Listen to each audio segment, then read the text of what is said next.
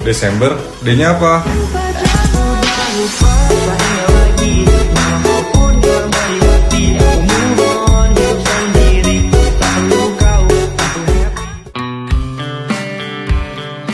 Tentu terima kasih buat seluruh tim karena kerja ini adalah kerja kita bersama yang melihat fungsi dari sebuah digitalisasi yang akan memberikan manfaat kepada masyarakat. Artinya proses digitalisasi ini akan memberikan segala kemudahan terhadap pelayanan publik yang ada di Kota Makassar.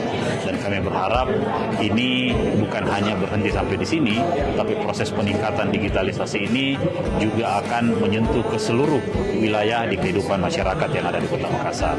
Sehingga dasar inilah yang akan kita pakai dalam rangka proses pembangunan untuk meningkatkan kesejahteraan masyarakat di Kota Makassar.